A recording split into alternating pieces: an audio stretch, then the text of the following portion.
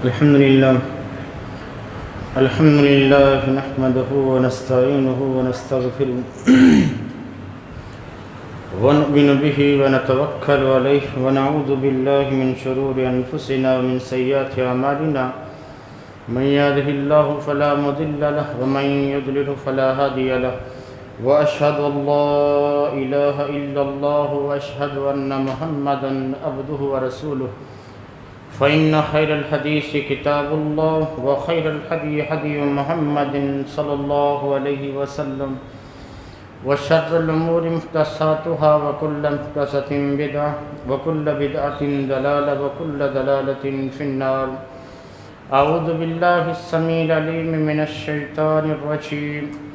قل يا عبادي الذين أسرفوا على أنفسهم لا تقنطوا من رحمة الله إن الله يغفر الذنوب جميعا إنه هو الغفور الرحيم. قال النبي صلى الله عليه وسلم كل بني آدم خطاء وخير الخطائين التوابون. رب اشرح لي صدري ويسر لي أمري واحلل عقدة من لساني يفقهوا قولي. رب زدني علما اللهم رب زدني علما آمين. تمام قسم کی تعریف وحدہ لا شریک خالق کائنات مالک ارض و سما کے لیے ہیں. لاکھوں کروڑوں درود و سلام ہو سسی اقدس مقدس پر جن کا نام نامی اسم گرامی محمد اکرم صلی اللہ علیہ وآلہ وصحبہ وبارک وسلم ہے. وہ ذات مقدسہ مبارکہ مطہرہ کی رب العزت نے جنہیں رحمت کائنات بنا کر بھیجا، جن کے ذریعے اہل کائنات کی ہدایت و رہنمائی کا بندوبست فرمایا. برادران اسلام، الحمدللہ ہم لوگوں نے رات میں شب بیداری کی.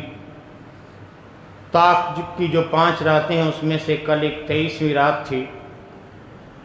رات میں جو ہم نے دوستو عبادتیں کی ہیں، اماں عائشہ کے اس سوال پر آپ غور کیجئے کہ محمد الرسول اللہ صلی اللہ علیہ وسلم سے اماں عائشہ پوچھتی ہیں اللہ کے رسول اگر اس رات کو میں پا جاؤں تو کیا کروں، کون سا عمل کروں؟ محمد الرسول اللہ صلی اللہ علیہ وسلم نے فرمایا عائشہ ایک دعا کو کثرت سے پڑھو، اللہم انک عفو تحب العفو فاعف عنی. اے اللہ تو معاف کرنے والا ہے، معافی کو پسند کرتا ہے، مجھے معاف کر دے. پتہ یہ چلا ویسے تو دوستو طاق رات آپ جاگیں گے، اس رات کو پا جائیں گے، لیکن محمد رسول اللہ صلی اللہ علیہ وسلم کی سنت یہ ہے کہ 10 راتوں کو جاگنا اور اپنے ٹارگٹ کو پانا، یعنی شب قدر کو پانا. اللہ کے رسول صلی اللہ علیہ وسلم نے اماں عائشہ کو یہ جو دعا بتائی، اس سے پتہ چلتا ہے کہ یہ جو آخری عشرہ ہے یہ توبہ و استغفار کا عشرہ ہے. یہ جو طاق راتیں اس میں سے زیادہ ہمیں توبہ و استغفار کرنی ہے. اس مہینے میں قدم قدم پر ویسے تو اللہ رب العالمین نے مغفرتیں رکھی ہیں، بخششیں رکھی ہیں. حضرت جبریل نے محمد رسول اللہ صلی اللہ علیہ وسلم سے کہا اللہ کے رسول وہ شخص مر جائے اللہ اسے اپنی رحمت سے دور کر دے جو رمضان کا مہینہ پائے اور اپنے گناہ کو معاف نہ کروا سکے، معافی نہ مانگ سکے اللہ رب العالمین سے، اور پورا مہینہ گزر جائے. آپ کہیے آمین. محمد رسول اللہ صلی اللہ علیہ وسلم نے فرمایا آمین. دوستو حوصلہ کرنے کی ضرورت ہے. آپ کے گناہ کتنے ہی زیادہ صحیح، آج آئیے اللہ رب العالمین کی رحمت کی کشادگی کو دیکھتے ہیں. اس دعا کو مد نظر رکھتے ہوئے محمد رسول اللہ نے جو اماں عائشہ کو بتائی، میں نے دوستو آج کے خطبہ جمعہ کے لیے توبہ و استغفار کے موضوع کو منتخب کیا ہے. ویسے تو دوستو ہم میں سے ہر شخص خطاکار اور گنہگار ہے، لیکن ان خطاکار اور گنہگاروں میں سب سے بہتر وہ ہیں جو زیادہ سے زیادہ توبہ کرنے والے ہوں، اللہ کی طرف رجوع کرنے والے ہوں، گناہ کرنے کے بعد اس گناہ کو اپنے اوپر بوجھ محسوس کر کے اللہ رب العالمین سے سچے دل سے معافی مانگنے والے ہوں. اللہ کے رسول نے فرمایا کل بنی آدم خطاء وخیر الخطائین التوابون. آدم کا ہر بیٹا خطا کار ہے، لیکن ان میں سب سے بہتر وہ ہے جو خطا ہونے کے بعد اللہ کے سامنے گڑ گڑائے، اپنے گناہ پر معافی مانگے، اللہ کی ناراضگی اس کے عذاب سے بچنے کی فکر کر لے، وہ سب سے بہتر ہے. اور دوستو ایک خطا کار انسان اپنے خطاؤں سے توبہ اس وقت کرتا ہے خطا ہونے کے بعد، گناہ ہونے کے بعد اس گناہ کو اپنے اوپر پہاڑ جیسا بوجھ تصور کرے، گناہ ہونے کے بعد وہ تڑپ جائے. اور یہی سچے مومن کی شان ہے. مومن سے جب خطا ہوتی ہے، گناہ ہوتا ہے، تڑپ جاتا ہے، وہ اللہ کی پھر ناراضگی، اس کے عذاب سے بچنے کے لیے وہ اللہ سے بار بار معافی مانگتا ہے اور سچے دل کے ساتھ معافی مانگتا ہے. یہ ایک سچے مومن کی شان ہے. ابن مسعود کہتے ہیں ان المؤمن یرا ذنوبہ کأنہ قائد تحت جبل یخاف ان یقع علیہ، کہ ایک مومن اپنے گناہوں کو یوں محسوس کرتا ہے جیسے وہ کسی پہاڑ کے نیچے بیٹھا ہو اور اسے ڈر ہو کہ یہ پہاڑ مجھ پر گرے گا، میں ہلاک ہو جاؤں گا. وَإِنَّ الْفَاجِرَ يَرَى ذُنُوبَهُ كَذُبَابٍ مَرَّ عَلَىٰ أَنفِهِ، اور ایک فاسق و فاجر، ایک لاپرواہ انسان جو دندناتے گناہ کر رہا ہے، اپنے گناہ کو یوں محسوس کرتا ہے جیسے گناہ کا کوئی احساس نہیں ہوتا، جیسے ایک مکھی اس کے ناک پر آ کر بیٹھی، ہاتھ سے اشارہ کیا اور مکھی اڑ کر چلی گئی. اللہ اکبر. یہی حالت ہم لوگوں کی ہے. دیکھیے ہم متعدد گناہ کو بار بار کرتے ہیں، واللہ کہتا ہوں کوئی احساس نہیں، اور ان گناہ کو یا تو ہم معمولی سمجھتے ہیں یا ان کو گناہ ہی نہیں سمجھتے. آپ دیکھیے بہت سارے مسلمانوں کو آپ شرک و بدعت میں منہمک پائیں گے. اللہ اکبر. مسلمان ہے، اللہ کو چھوڑ کر مزاروں پہ جاتا ہے، ان کے سامنے سجدہ کرتا ہے، انہی کو نفع نقصان کا مالک سمجھتا ہے، انہی سے امیدیں وابستہ کرتا ہے. اب آپ شرک کی سنگینی پر اسے متنبع کریں گے نا، الٹا آپ کے گلے پڑ جائے گا. مطلب یہ ہے کہ اس کو گناہ نہیں سمجھتا، وہ سجدہ ریز ہونے کو، اس سے امیدیں وابستہ کرنے کو، ان کے سامنے دعائیں مانگنے کو وہ شرک نہیں سمجھتا، وہ گناہ سمجھتا. معمولی سمجھ کس کو گناہ کرتا ہے، گناہیات تو بالکل نہیں سمجھتا. وہ سمجھتا ہے اللہ رب العالمین کے قریب ہو رہا ہوں، اللہ کو راضی کر رہا ہوں. بدعات میں آپ بہت سارے مسلمانوں کو منہمک پائیں گے، دین میں نئی نئی چیزیں ایجاد کر کے اس پہ عمل کرنا، خود بھی گمراہ دوسروں کو بھی گمراہ کرنا. آپ ان کو بھی دوستو بدعت کی سنگینی پر متنبع کریں، الٹا آپ کے گلے پڑ جائیں گے. وہ شرک اور بدعت کو گناہ نہیں سمجھتے یا معمولی سمجھ کے دوستو کھلے عام ان گناہوں کا ارتکاب کرتے ہیں. اس حالت میں اگر وہ مر جائیں تو سیدھا جہنم کے اندر. نادان نہیں سمجھتے کہ یہ اللہ کے تقرب کا ذریعہ نہیں بلکہ اللہ کو ناراض کر رہے ہیں. شرک و بدعت کو چھوڑیے. وہ مسلمان جو اپنے آپ کو اہل توحید کہتا ہے، جو یہ کہتا ہے کہ میں اللہ کی وحدانیت کو دل کے ساتھ تسلیم کرتا ہوں، یہ مسلمان بھی ان کے اندر بہت سارے کبیرہ گناہ ایسے رچ اور بس چکے ہیں کہ انہیں گناہ ہی نہیں سمجھتے یا معمولی سمجھ کے دوستو اہل توحید ان گناہوں کا سرعام ارتکاب کرتے ہیں. جیسے فرض نمازوں کو چھوڑ دینا. اللہ اکبر. بہت سارے بھائی ہیں رمضان میں، اللہ رب العالمین ٹھیک ہے رمضان میں آئیے اپنے ایمان کو تازہ کیجیے. آپ دیکھیے تو صحیح، فرض نماز تو چھوڑیے، آگے پیچھے کی سنتیں بھی یہ نہیں چھوڑتے. قرآن کی تلاوت، اللہ کا ذکر، قیام اللیل کا اہتمام، تاک راتوں میں جاگنا. لیکن یہی جو ہمارے ساتھ بیٹھ کر جنہوں نے راتیں جاگی ہیں، جنہوں نے قرآن کی تلاوت کی ہے، اللہ کا ذکر کیا ہے، جنہوں نے فرض تو چھوڑی، آگے پیچھے کی سنتیں بھی نہیں چھوڑی ہیں، شوال کا چاند دکھنے کے بعد یہ لوگ مسجدوں کو ویران کر دیتے. اللہ اکبر. کتنا بڑا خسارہ ہے، ہاں کتنے بڑے افسوس کی بات ہے. انہوں نے رمضان میں سنتیں بھی نہیں چھوڑی اور رمضان کے بعد ان فرض نمازوں کا دوستو کوئی اہتمام نہیں ان کی زندگی میں، کوئی فکر نہیں نمازوں کی. کیوں؟ یہ 5 وقت کی نماز چھوڑنے کو گناہ ہی نہیں سمجھتا یا معمولی سمجھتا ہے. اور لوگوں، ہم رمضان سے فارغ ہوئے، عبادتوں سے فارغ نہیں ہوئے ہیں. جن عبادتوں کو آپ شوال کے چاند کے بعد چھوڑ دیتے ہو، آپ کے رب کا حکم ہے وَاعْبُدْ رَبَّكَ حَتَّى يَأْتِيَكَ الْيَقِينُ.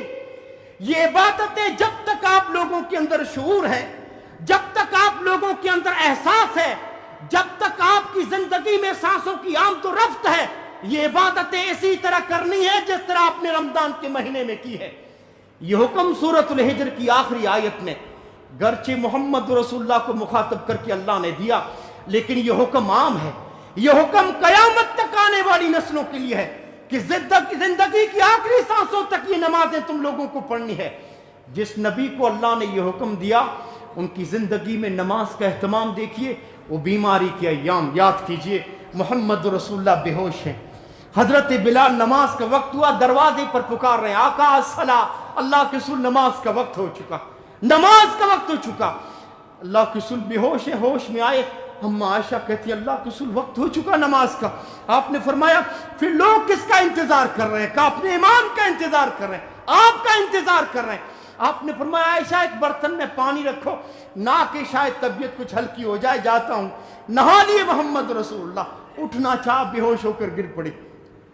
دوسری مرتبہ ہوش آیا، پھر اما عائشہ سے کہتے پانی بھرو، نہا لیتا ہوں، پھر جاتا ہوں نماز کے لیے۔ دوسری مرتبہ نہا کے اٹھنا چاہ، بے ہوش ہو کے گر پڑے۔ تیسری مرتبہ اللہ کے رسول کو ہوش آیا، اللہ کے رسول نے فرمایا عائشہ لوگ کیا کر رہے ہیں؟ کہا آپ کا انتظار ہے، نماز کا وقت ہو چکا ہے۔ تیسری مرتبہ محمد رسول اللہ نے نہایا، اٹھنا چاہ، پھر بے ہوش ہو کر گر پڑے۔ چوتھی مرتبہ جب ہوش آیا تو عائشہ سے کہا عائشہ میری بس کی بات نہیں، مرو ابا بکر فلیصلی بالناس، اب ابو بکر سے کہہ دو میرے مصلی پہ کھڑا ہو جائے۔ اللہ اکبر۔ اما عائشہ کہتی ہے دنیا سے رخصت ہو رہے ہیں، اور جب آپ کے ہونٹ ہل رہے تھے ہم نے کان لگائے، آخری جملے بھی یہی تھے، الصلاۃ الصلاۃ وما ملکت ایمانکم۔ لوگوں نمازوں کا اہتمام کرنا اپنی زندگی میں، نمازوں کا خیال کر رکھنا، نمازوں کو آج مسلمان آپ دیکھیے شوال کا چاند دیکھنے کے بعد اس کو گناہ ہی نہیں سمجھتا نماز چھوڑنے کو۔ مولانا عبد المتین، اللہ ان کی قبر پہ کروڑوں رحمت، عبد المتین جوناگڑھی بنگلور کی ایک مسجد میں دوستو 35 سال یا 40 سال امامت کی، بڑے ذہین، بڑے نیک، بہت بڑے عالم۔ کچھ نوجوان ایک نوجوان کو پکڑ کے لاتے ہیں کہ شیخ اس کے ایک عورت کے ساتھ ناجائز تعلقات ہیں، اس جوان کی ایک لڑکی کے ساتھ زنا کی روش پہ چل رہا ہے، زنا کر رہا ہے شیخ۔ عبد المتین جوناگڑھی سے کہتے ہیں ہاں، شیخ نے ان نوجوانوں سے، ان کے دوستوں سے پوچھا اچھا یہ نماز پڑھتا ہے؟ جس کی زنا کی تم شکایت کر رہے ہو یہ نماز پڑھتا ہے 5 وقتہ؟ کہ شیخ نماز تو چھوڑیے، زنا کرتا ہے، نماز تو پڑھتا ہی نہیں ہے، یہ صرف جمعے کی نماز، باقی نماز پڑھتا ہی نہیں ہے۔ آپ نے فرمایا زنا تو بڑا گناہ ہی، لیکن زنا سے بڑا گناہ نماز چھوڑنا ہے۔ تم زنا کی شکایت تو کر رہے ہو، لیکن وہ جو نماز چھوڑا ہے، بڑے گناہ کا ارتکاب کر رہا ہے، اس کی طرف تمہاری توجہ نہیں ہے۔ اللہ اکبر۔ مسلمان اس کو گناہ نہیں سمجھتا۔ وائے ناکامی متائے کارواں جاتا رہا، کارواں کے دل سے احساس زیاں جاتا رہا۔ مسلمانوں یہ ہلاک کرنے والا گناہ ہے نمازوں کو چھوڑنا۔ اور دوسری طرف روزہ خوری کی کئی دوستوں نوجوان شکار ہیں۔ اللہ اکبر۔ 5-5 6-6 سال کے بچے روزہ رکھ رہے ہیں۔ یہ جو روزہ خوری کی شکار ہیں، صحت ہونے کے باوجود رمضان کے مہینے میں جو دوپہر میں کھا اور پی رہے ہیں، یہ ایمان کی کمزوری نہیں، بے غیرتی کی انتہا ہے، بے شرمی کی انتہا ہے۔ اللہ اکبر۔ چھوٹے بچے روزے سے یہ روزہ خوری کی شکار ہیں۔ اور کئی مسلمان آپ دیکھیے زکوٰۃ نہ نکالنا، استطاعت کے باوجود فریض حج کی ادائیگی میں ٹال مٹول کرنا، والدین کی نافرمانی، رشتہ داروں کے ساتھ بدسلوکی، لین دین کے معاملے میں جھوٹ بولنا، ہاں فراڈ کرنا، دھوکہ دینا، بےایمانی کرنا، سودی لین دین، مسلمانوں سے بغض رکھنا، یہ سارے گناہ وہ ہیں جو ہلاک کرنے والے ہیں، جہنم میں لے جانے والے ہیں۔ اور یہ وہ کرتے ہیں جو اپنے آپ کو اہل توحید کہتے ہیں، ان کو گناہ ہی نہیں سمجھتے۔ حالانکہ ان گناہوں کے ارتکاب کے بعد تو مومن تڑپ جاتا ہے اور سچے دل کے ساتھ معافی مانگتا ہے، بے چین ہو جاتا ہے مومن۔ حضرت انس اپنے زمانے کے لوگوں سے کہا کرتے تھے انکم لتعملون اعمالا ہی ادق فی اعینکم من الشعر ان کننا لنعدها علی عہد النبی صلی اللہ علیہ وسلم من الموبقات۔ اور لوگوں تابعین سے کہہ رہے ہیں لوگوں تم اتنے بڑے بڑے گناہ کرتے ہو جن کو تم بال جیسا باریک سمجھتے ہو، اللہ کے رسول کے زمانے میں ہم ان گناہوں کو ہلاک کرنے والا گناہ سمجھتے تھے۔ اللہ اکبر۔ کون ہے حضرت انس کے زمانے میں؟ صحابہ کے دوستوں زمانے میں ظاہر سی چیزیں ان کی تربیت میں تابعین تھے۔ تابعین اس زمانے میں یہ گناہ تو تھے ہی نہیں جس کو ہم گناہ نہیں سمجھتے یا معمولی سمجھ کے کرتے ہیں، چھوٹے چھوٹے گناہ کرتے ہوئے دیکھتے۔ حضرت انس کہتے ہم ان کو ہلاک کرنے والا گناہ سمجھتے تھے۔ اندازہ لگائیے اگر حضرت انس آج ہوتے اور اس طرح شرک و بدعت میں لوگوں کو منہمک پاتے، اس طرح قتل و غارت گری، سودی لین دین، جھوٹ بولنا، بغض رکھنا، رشوت خوری، اگر یہ گناہ دیکھتے تو حضرت انس آج کے مسلمانوں کو کیا کہتے؟ اور رہی بات محمد رسول اللہ صلی اللہ علیہ وسلم کے زمانے کی، لوگوں اس زمانے میں بڑے گناہ تو ناپید تھے، بڑے گناہ تو تھے ہی نہیں۔ اگر گناہ ہو بھی جاتا، کبیرہ گناہ، بے تاب ہو جاتا تھا مسلمان، چاہے مرد ہو یا عورت، محمد رسول اللہ صلی اللہ علیہ وسلم کے زمانے میں بڑا گناہ ہونے کے بعد جب تک اس گناہ کی سزا کے لیے اپنے آپ کو پیش نہ کر دیتے، جب تک پاک نہ کر لیتے، چین کی نیند نہ سوتے تھے۔ عمران بن حسین کہتے ہیں قبیلہ جوہینہ کی ایک عورت اللہ کے رسول کے پاس آئی، کہ زنا کی وجہ سے حاملہ ہوں۔ اللہ کے رسول کے پاس آ کے کہتی ہے اللہ کی حد کو پامال کیا، آپ مجھ پر حد نافذ کیجئے۔ اللہ کے رسول نے اس کے سرپرست کو بلایا، آپ نے فرمایا لے جاؤ اس کے ساتھ اچھا سلوک کرو، یہ بچے کو جنم دے تب اس کو میرے پاس لے کے آنا۔ اس نے بچے کو جنم دیا، اللہ کے رسول کے پاس لائے، آپ نے فرمایا اس کے کپڑے کس کر اسے رجم کر دو۔ رجم کرنے کے بعد جب اس کا جنازہ محمد رسول اللہ صلی اللہ علیہ وسلم کے پاس آیا، اللہ کے رسول مصلی کی طرف آگے بڑھے، حضرت عمر نے آپ کا دامن پکڑ لیا۔ اللہ کے رسول بدکار عورت تھی، زنا کی وجہ سے حاملہ تھی، آپ بدکار عورت کی نماز جنازہ پڑھائیں گے؟ اللہ اکبر۔ جبریل نے بتا دیا تھا محمد رسول اللہ کو اس عورت نے کیسی توبہ کی ہے۔ آپ نے فرمایا مہلن یا عمر، خاموش ہو جاؤ عمر، لقد تابت توبۃ لو قسمت بین 70 من اہل المدینہ لوسعتم۔ عمر، جبریل نے مجھے بتایا کہ اللہ نے جبریل کو کہلا کر یہ بھیجا کہ اس عورت نے ایسی توبہ کی ہے، اگر اس کی توبہ کو مدینے کے 70 آدمیوں میں تقسیم کر دوں، سب کے سب گنہگار، اللہ سب کو معاف کر دے گا۔ جبریل نے بتایا کہ اس عورت نے ایسی توبہ کی ہے۔ عمر، اس عورت کی اس سے اچھی توبہ کیا ہو سکتی ہے کہ اس نے اللہ کو راضی کرنے کے لیے اپنی جان دے دی، گناہ کا اعتراف کر کے اپنی جان دی، اس سے اچھی توبہ کیا ہو سکتی ہے؟ ہاں، حضرت بریدہ کہتے ہیں مائز بن مالک محمد رسول اللہ کے پاس ہے کہ اللہ کے رسول پاک کیجئے مجھے۔ محمد رسول اللہ نے 3 مرتبہ تو لوٹا دیا، کیوں مائز اپنے آپ کو ہلاک کرنا چاہتے ہو؟ جاؤ اللہ سے معافی مانگو، اللہ معاف کر دے گا۔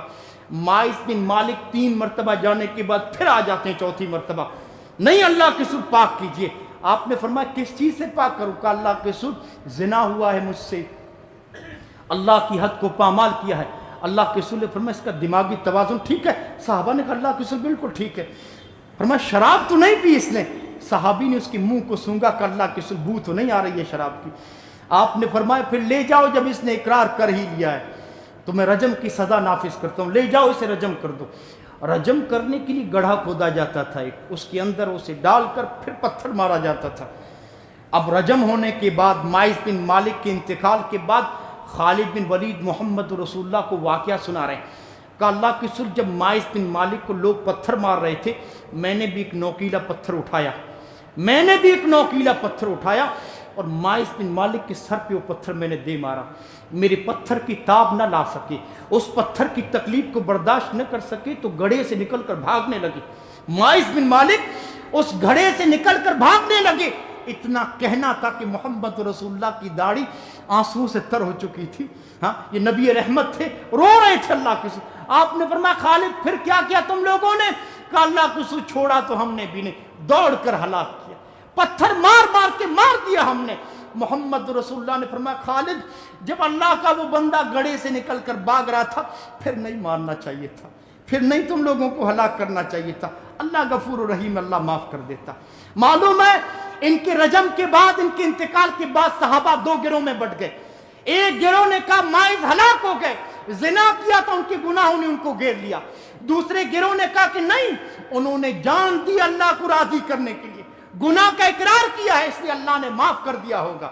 محمد رسول اللہ صلی اللہ علیہ وسلم نے صحابہ سے کہا کہ مائز نے ایسی توبہ کی ہے، صرف توبہ نہیں، اللہ ان سے اتنا خوش ہوا اور توبہ کو ایسے قبول کیا کہ مائز کی توبہ کو ایک جماعت کے اندر، ایک گروہ کے اندر اگر تقسیم کر دوں اللہ سب کو معاف کر دے گا۔ یہ محمد رسول اللہ کے زمانے کے 2 واقعات۔ اندازہ لگائیے اگر کسی سے کبیرہ گناہ ہو جاتا، جب تک پے در پہ نیکی کر کے یا گناہ کے سزا کے لیے اپنے آپ کو پیش نہ کر دیتا، چین کی نیند نہ سوتا تھا۔ یہ سچے مومن کی شان ہے، یہ علامت ہے کہ گناہ کرنے کے بعد پے در پہ نیکی کرتا ہے اور گناہوں کی داغ و دبوں سے اپنے آپ کو پاک کرتا ہے۔ قرآن کہتا ہے ان الحسنات یذہبن السیئات، نیکیاں برائیوں کو لے جاتی ہیں، اور لوگوں نیکیوں سے اپنے برائیوں کو اگر دھونا چاہتے ہو نا، سب سے بہتر نیکی ہے توبہ و استغفار، سب سے بہتر نیکی۔ اور اللہ رب العالمین حکم دے رہا ہے یا ایھا الذین آمنوا توبوا الی اللہ توبۃ نصوحا، میرے بندوں خالص توبہ کرو، قریب ہے کہ اللہ رب العالمین تمہارے گناہوں کو بخش دے اور تمہیں ان جنتوں میں داخل کر دے جس کے نیچے سے نہریں جاری ہیں۔ اس کے بعد اللہ نے فرمایا یوم لا یخزی اللہ النبی والذین آمنوا معہ، اس دن اللہ مومن اور اللہ نبی ان کے ساتھ ایمان لانے والوں کو رسوا نہ کرے گا، اللہ ان کو نور عطا کرے گا جو ان کے دائیں ان کے سامنے دوڑ رہا ہوگا، یقولون ربنا اتمم لنا نورنا واغفر لنا، اور یہ دعائیں کریں کہ اللہ ہمیں مکمل نور عطا فرما، تو ہر چیز پر قادر ہے، ہمارے گناہوں کو بخش دے۔ لوگوں، توبہ و استغفار سے اللہ گناہوں کو مٹاتا ہے، جنت میں داخلہ دے دیتا ہے، قیامت کی رسوائی سے بچاتا ہے، اور چوتھی چیز اللہ نور عطا کرے گا، کل قیامت کے دن روشنی عطا کرے گا۔ انہی چیزوں کو مد نظر رکھتے ہوئے محمد رسول اللہ صلی اللہ علیہ وسلم نے فرمایا تھا لوگوں توبہ کیا کرو، میں ایک دن میں اللہ سے 100 مرتبہ توبہ کرتا ہوں۔ خود صحابہ کہتے ایک مجلس میں محمد رسول اللہ کی زبان سے 100 مرتبہ ہم دعا کو سنتے تھے، رب اغفر لی وتب علی انک انت التواب الغفور، 100 مرتبہ اس دعا کو سنتے تھے۔ اور اللہ کے رسول نے اب سے سب سے محبوب دوست حضرت ابو بکر کو ایک دعا سکھائی توبہ و استغفار کے لیے۔ آپ نے فرمایا ابو بکر توبہ اگر کرنا چاہتے ہو، گناہوں پر معافی، اس سے بہتر دعا نہیں ہو سکتی، اللہم انی ظلمت نفسی ظلما کثیرا ولا یغفر۔ جو دوستو آخری تشہد میں درود کے بعد یہ دعا پڑھی جاتی ہے، جب بھی ہاتھ اٹھائیں اس دعا کو پڑھیں، اٹھتے بیٹھتے رمضان میں اور طاق راتوں میں خاص طور پر اس دعا کو کثرت کے ساتھ آپ پڑھا کریں۔ بہترین دعا آپ نے حضرت ابو بکر سے کہا توبہ و استغفار کے لیے۔ حضرات، ایک گنہگار آپ بندے سے بھی پوچھیں گے کہ اتنے گناہ کرتے ہو، اللہ کے سامنے کبھی نہیں آتے، ڈر نہیں لگتا اللہ کے عذاب کا؟ ایک جملہ ہوتا ہے اس کا جو گنہگاروں کو امید کے ساتھ دنیا میں رکھتا ہے، کہتا اللہ بڑا ہے، وہ کہنا چاہتا ہے اس کی رحمت بڑی ہے، وہاں تک پہنچ نہیں پاتا، کہتا ہے اللہ بہت بڑا ہے۔ یہی وہ چیز ہے جو اللہ رب العالمین نے سورہ زمر میں ذکر کی، قل یا عبادی الذین اسرفوا علی انفسہم لا تقنطوا من رحمت اللہ ان اللہ یغفر الذنوب جمیعا۔ اللہ رب العالمین نے فرمایا او میرے وہ بندو جو گناہ کر کر کے اپنے اوپر ظلم کر لیا ہے، اپنے اوپر ستم ڈایا ہے، آ جاؤ میرے دامن رحمت میں، آ جاؤ میری رحمت کے سائے میں۔ ارے میں ہی تو ہوں، میری رحمت سے مایوس نہ ہونا، میں ہی تو ہوں جو گناہوں کو معاف کرتا ہوں، سارے گناہوں کو معاف کر دوں گا، اور اللہ رب العالمین معاف کرنے والا بڑا مہربان ہے۔ اللہ اکبر۔ رحمت کا حوالہ دے کر اللہ گنہگاروں کو بلا رہا ہے، آ جاؤ حوصلہ کرو، میرے سامنے بیٹھنے کا حوصلہ کرو، آسمان کی طرف ہاتھ اٹھا کر رب اغفر لی کہہ لو، خلوص دل کے ساتھ، سچے دل کے ساتھ، سارے گناہوں کو معاف کر دوں گا۔ اللہ اکبر۔ ابو موسیٰ اشعری کہتے ہیں اللہ رب العالمین رات کے وقت اپنا دست رحمت پھیلاتا ہے تاکہ دن میں گناہ کرنے والے توبہ کر لیں، دن میں اپنا دست رحمت پھیلاتا ہے تاکہ رات میں گناہ کرنے والے تو اس کی رحمت کا کون اندازہ لگا سکتا ہے؟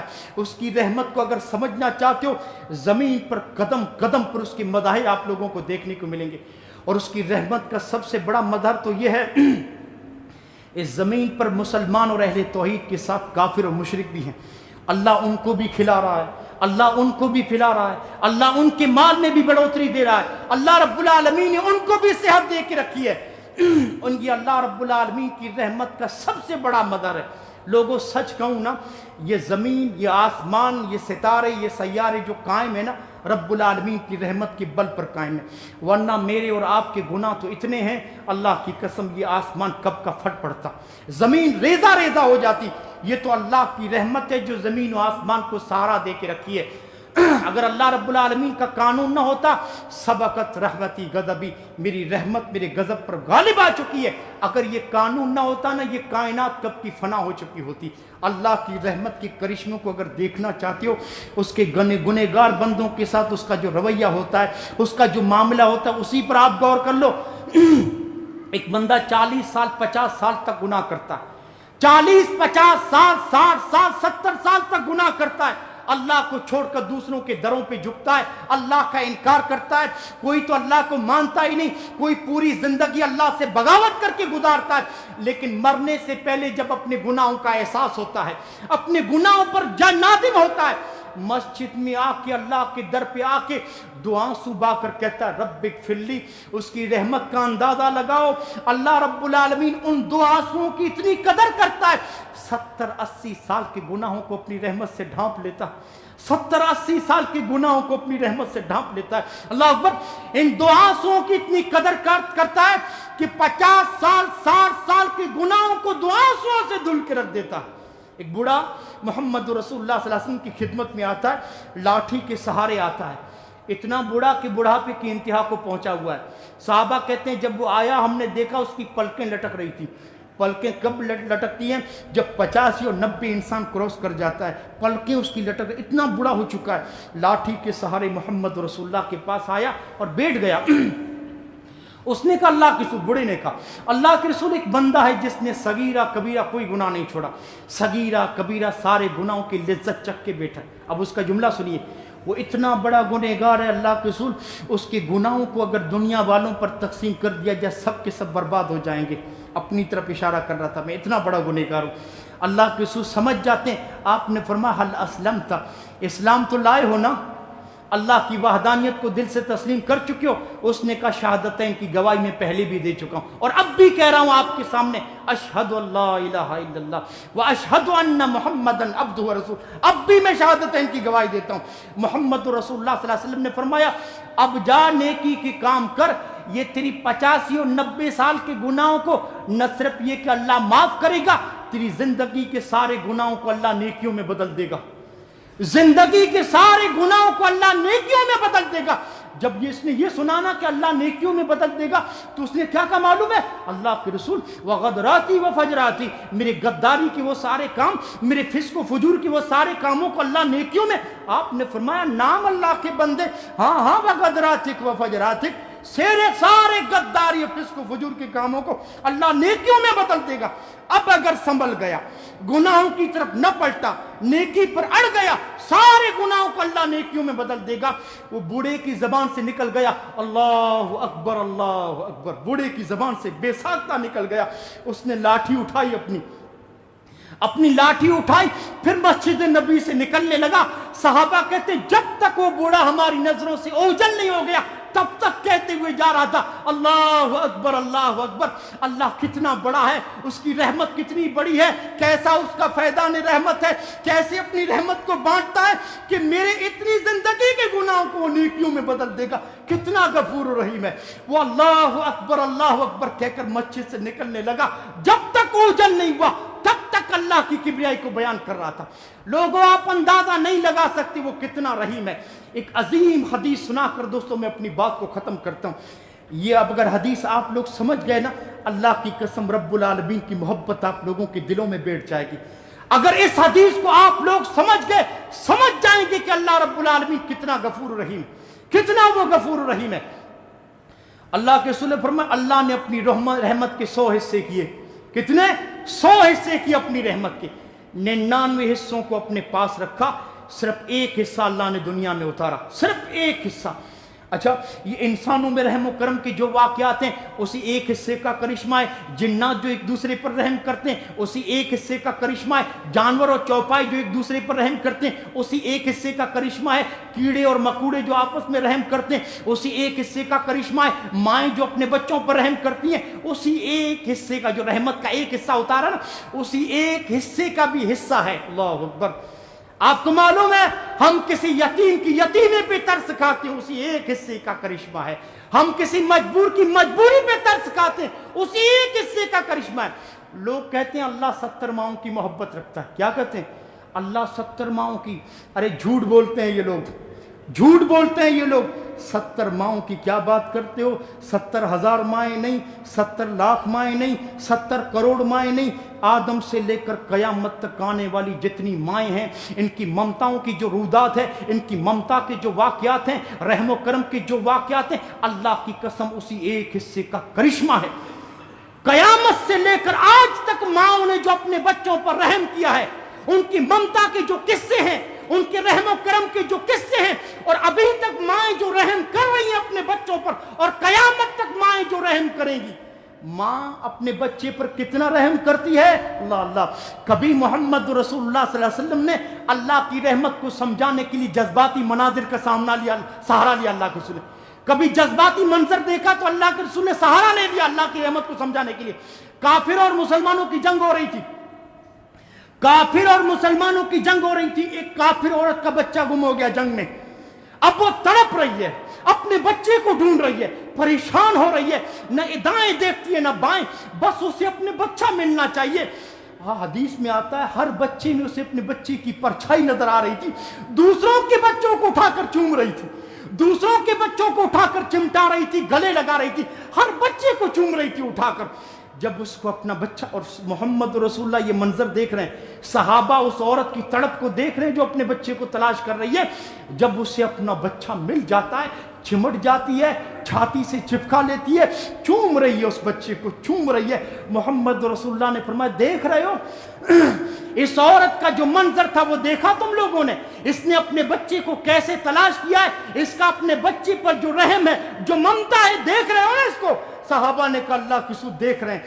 آپ نے فرمایا یہ عورت اپنے اس بچے کو آگ میں ڈالے گی, یہ عورت اپنے بچے کو آگ میں ڈالے گی؟ کہا اللہ کے رسول ناممکن ہے. جب اتنا طلب کہ اس نے ڈھونڈا ہے اپنے بچے کو, اتنی محنت کے ساتھ, جو گلے سے اس قدر چپکائی ہوئی ہے, جو اس طرح اس کے چہرے کو چوم رہی ہے, یہ کیا آگ میں ڈالے گی؟ محمد رسول اللہ نے فرمایا او میرے صحابہ, جب ایک گنہگار بندہ اللہ کے در پہ آ کے آسمان کی طرف ہاتھ بلند کر کے کہتا ہے نا رب اغفر لی, اللہ رب العالمین اس بندے پر اس ماں سے زیادہ مہربان ہو جاتا ہے, اس ماں سے زیادہ مہربان ہو جاتا ہے. جب ایک رحمت کے حصے کا یہ کرشمہ ہے تو 99 حصے اس کے پاس ہے, وہ کتنا رحیم ہوگا, وہ کتنا کریم ہوگا. اب جب اللہ کے رسول نے فرمایا کل قیامت کے دن اللہ رب العالمین کی جب عدالت سجے گی, جب اللہ بندوں کے درمیان معاملہ کرے گا, ان 99 حصوں کو لے کر معاملہ کرے گا, 99 حصوں کو لے کر فیصلہ کرے گا. اور اب سوچئے کتنے خطا کار نہیں بخشے جائیں گے, کتنے گنہگار نہیں بخشے جائیں گے. رحمت کی کیسی برکہ ہوگی, رحمت کی کیسی بارش ہوگی, کیسا فیضان رحمت ہوگا. محمد رسول اللہ نے سمجھانے کے لیے کہ اللہ جب 99 حصوں کو لے کر جب فیصلہ کرے گا تو کیسی رحمت بٹ رہی ہوگی. ایک حدیث میں اللہ کے رسول نے فرمایا جب اللہ کل قیامت کے دن بندوں کے درمیان بڑے بڑے گنہگاروں کو بخش رہا ہوگا, ابلیس دور بیٹھا رب کی رحمت کو بڑھتے ہوئے دیکھے گا. ابلیس دور بیٹھا اللہ رب العالمین جو اپنی رحمت کو بانٹ رہا ہے, اس کی رحمت کی جب برکھا کو دیکھے گا, آپ نے فرمایا ابلیس کے دل میں بھی یہ بات آئے گی شاید آج مجھے بھی معافی مل جائے. لا الہ الا اللہ, لا الہ الا اللہ. اس کا حق ہے کہ اس کی عبادت کی جائے, اس کا حق ہے کہ اس کے سامنے کھڑا ہوا جائے, اس کا حق ہے کہ اس کے سامنے سجدہ کیا جائے. کتنا رحیم ہے. ابلیس کے دل میں بھی جب اللہ 99 حصوں کو لے کر جب معاملہ کر رہا ہے نا, اس کے دل میں بھی یہ بات آئے گی شاید آج ابلیس کو بھی اللہ معاف کر دے. حالانکہ اس کو اللہ نے ہمیشہ کے لیے جہنمی کہہ دیا, لیکن بات آئے گی جب اللہ کی رحمت کو بڑھتے ہوئے دیکھا شاید آج اللہ ابلیس کو بھی معاف کر دے. اللہ اکبر. ایک مرتبہ اللہ کے رسول نے فرمایا میدان محشر کا اللہ کے رسول نے واقعہ بتایا, اپنے بندوں کو معاف کرنا چاہتا ہے, اب اسے بہانا چاہیے اللہ رب العالمین کو. بہت سارے گنہگار اس کی رحمت سے امید لگائے بیٹھے ہیں اللہ شاید معاف کر دے. اب اللہ معاف کرنا چاہتا ہے تو فرشتوں سے کیا کہتا ہے, یہ گنہگار کھڑے ہیں, ان کے حق میں سفارش کرو, میں تم لوگوں کی سفارش کو قبول کروں گا. فرشتے سفارش کریں گے, اللہ بہت سارے بندوں کو معاف کر دے گا. نبیوں کو اجازت دے گا کہ ان کے حق میں سفارش کرو, تمہاری سفارش کو قبول کروں گا. نبی سفارش کریں گے. اس کے بعد اللہ اہل ایمان کو اجازت دے گا, تم بھی سفارش کرو, ابھی بھی بہت سارے بچے ہوئے ہیں, تمہاری سفارش بھی میں معاف کروں گا. اہل ایمان سفارش کریں گے. ملائکہ انبیاء اہل ایمان کی سفارش پر بہت سارے لوگوں کو معاف کر دے گا. اس کے بعد اللہ کے رسول فرمایا اللہ خود کہے گا شفاعت الملائکہ و شفاع النبیون و شفاع المؤمنون ولم یبقى ارحم الراحمین, ولم یبقى ارحم الراحمین. فرشتوں کی سفارش ہو گئی, انبیاء کی سفارش ہو گئی, اور اہل ایمان کی سفارش. اب مجھے دیکھو کہ میں کتنوں کو معاف کرتا ہوں, میری رحمت کو دیکھ لو. محمد رسول اللہ نے فرمایا اللہ جہنم کے اندر ہاتھ ڈالے گا, جہنم کے اندر ہاتھ ڈالے گا, ایک مٹھی بھر کے اپنے گنہگار بندوں کو نکالے گا. ایک مد, حدیث میں مد, اور محمد رسول اللہ نے فرمایا اللہ کی مٹھی ہے, اللہ کی مد ہے, آپ گن نہیں پائیں گے, اندازہ نہیں لگا پائیں گے اللہ کی مد میں کتنے لوگ آئیں گے. ایک مٹھی بھر کے جہنم سے نکالے گا. محمد رسول اللہ نے فرمایا یہ تو نہیں بتا سکتا کہ وہ کتنے ہوں گے، لیکن ہاں اتنا بتا سکتا ہوں یہ ایسے لوگ ہوں گے جنہیں اللہ جہنم سے نکالے گا، سوائے توحید کے ان کے نام اعمال میں ایک خیر کا کام بھی نہیں ہوگا، ایک نیکی بھی نہیں ہوگی۔ ہاں شرک نہیں کیا ہوگا، توحید ہوگا، ہاں باقی کوئی نیکی کا کام۔ جہنم میں جل کر کوئلے ہو چکے ہوں گے، اللہ انہیں نکال کر آب حیات میں انہیں ڈبائے گا۔ جب ان کی جلد صاف ہو جائے گی، جب وہ ایک دم تر و تازہ ہو جائیں گے، پھر اللہ ان کو جنت میں داخل کر دے گا۔ نوجوانوں، ابھی بھی 3 طاق رات باقی ہیں، اللہ ہمیں وہ رات نصیب کرے۔ ابھی بھی کچھ ایام باقی ہیں، آ جاؤ، حوصلہ کرو، حوصلہ کرو، آؤ حوصلہ کر کے اللہ کے سامنے رب اغفر لی کہہ کے تو دیکھو، اور سچے دل کے ساتھ کہو، اور اس ارادے کے ساتھ کہو اللہ زندگی کے جتنے گناہ ہیں تو معاف کر دے، آئندہ گناہ نہیں ہوں گے، اور اللہ اس رمضان کے بعد اس کو ایسا مثالی بناؤں گا